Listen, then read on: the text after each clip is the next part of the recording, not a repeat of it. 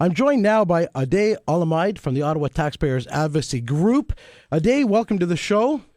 Yeah, thank you, Ellen. Thank you. You've had a very busy year over at OTAG, which is short for that Ottawa Taxpayer Advocacy Group. Why don't you just, first of all, tee up, you've got a big event going on tonight that we want to let people know. Why don't you tee that up for us first? Yes, that's taking place at 7 p.m. today, and we're going to have MPP Randy Hillier speaking about the rise in hydro rates. And as well, we're going to have MP Pierre Poilievre speaking as well, and just going to try to focus on what we can do to get the rates down. Now, if anybody wants to go to the event, where is it being held? It's been held at 1916 Maryville Road. So it's Maryville Bowling Alley from 7 to 8:30. And certainly, we would like as many people as possible to come out. Okay. Now, the event costs $40, but people should understand it is a fundraising event. You are a nonprofit organization. You receive no money from any government agencies, correct? Yes, exactly. I mean, I typically say, it costs a lot to get your message out, and we appreciate every donation that we get, and it will go towards the cause of letting people know what the issue is. The issue is the spending on renewable energy and what we can do to end it. Now, that's your current issue. Now, some would say that hydro is a provincial domain, but you found a local, municipal angle on this that you think is important to get to both council and to the community to understand this.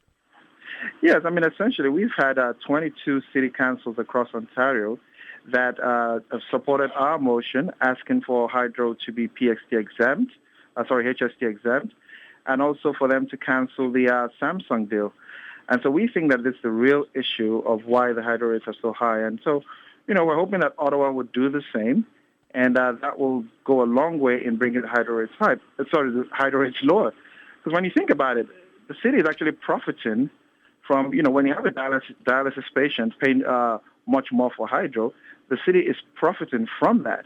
So the city has a role to play, and especially since cities like Smith Falls have passed this motion, they have a role to play in sending a message to the province that we want hydro that does not go past rate of inflation or maximum 2.5.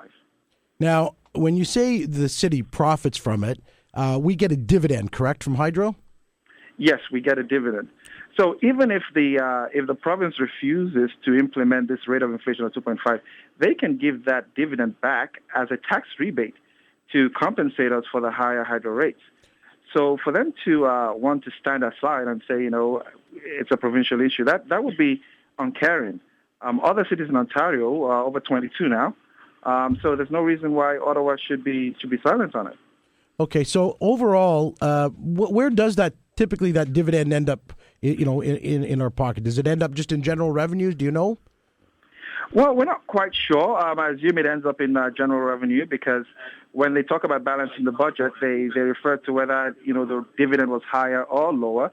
So I think they do count on it as revenue, and so I would assume that it goes into the general budget. Now, you mentioned the Samsung deal. Why don't we just explain that out just a little bit to the public that may be going, did we buy a bunch of color televisions or what?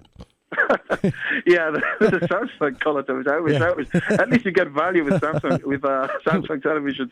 No, we're currently paying about 5 to 6 cents per kilowatt hour for hydro. Now they signed a contract to pay as much as 80 cents per kilowatt hour, and this is a $7 billion contract. And the worst part about it is that it was never tendered. It was a sole source deal. The details of the contract are secret, so nobody knows what's been agreed.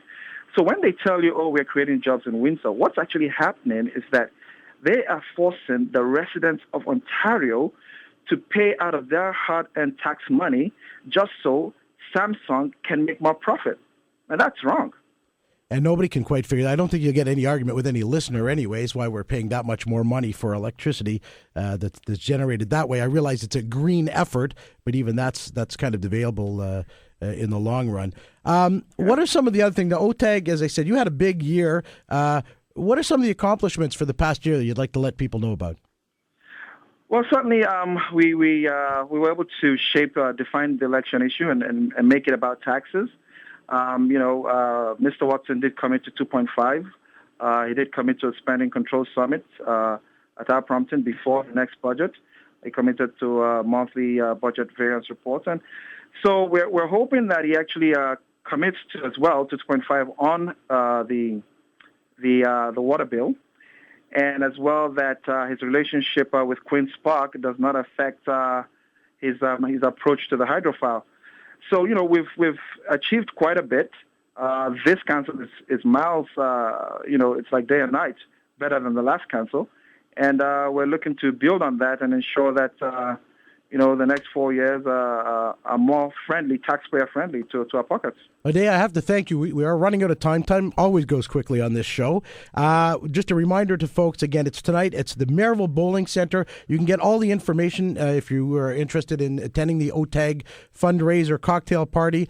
Just go to ottawataxpayer.com, ottawataxpayer.com.